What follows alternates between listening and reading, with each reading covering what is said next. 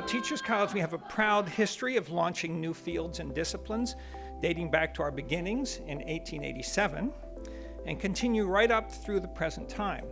And one field that has been pioneered at TC is spirituality in education. Science shows us that each and every one of us is born a spiritual child. We see that the deep capacity for spiritual awareness is inborn. We have never faced as elevated rates of anxiety, depression, and addiction. Death by suicide has surpassed that of auto accidents, first in high school and now in middle school children.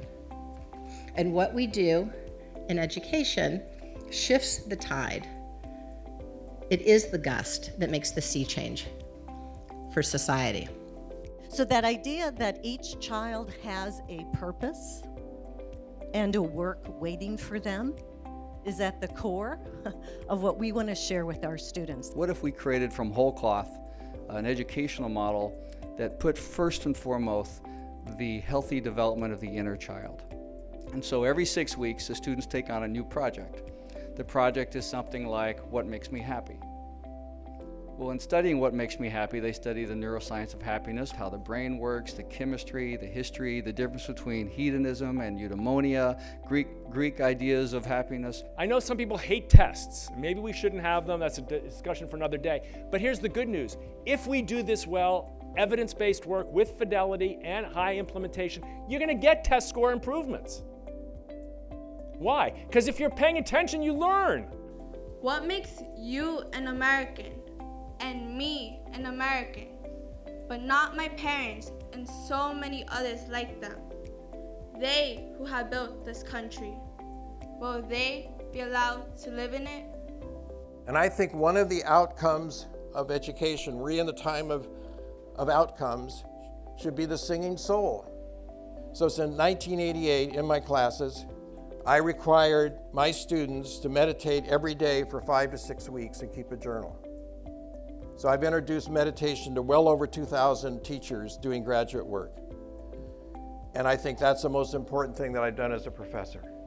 Instead of the 3 R's, we have our own 3 R's. And they are respiration, relationships, and reason. And the PB&J is not a sandwich, but it's play and beauty and joy. Our challenge is to find a transformative civility which awakens the world. It's my prayer that in this conference and in our discussions that we'll have time to think about the hard lessons of living in democratic space in different kinds of bodies. What makes civility real is when we're able to create space and sustain democratic space for others.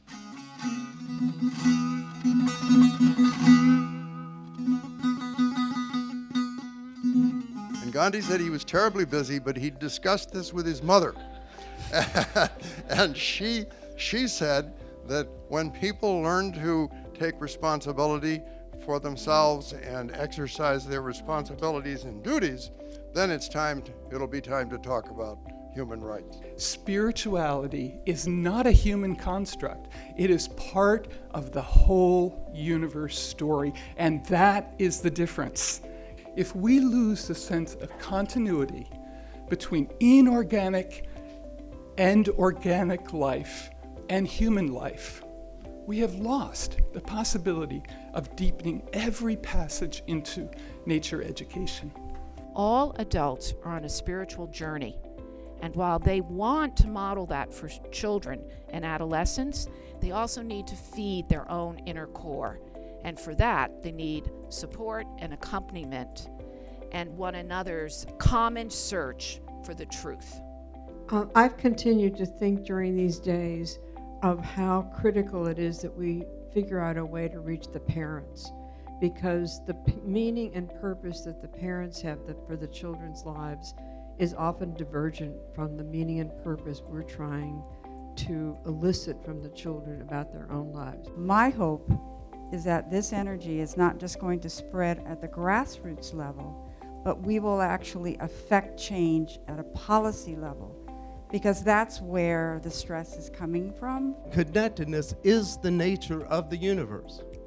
It is the reality that we're trying to understand and trying to bring about.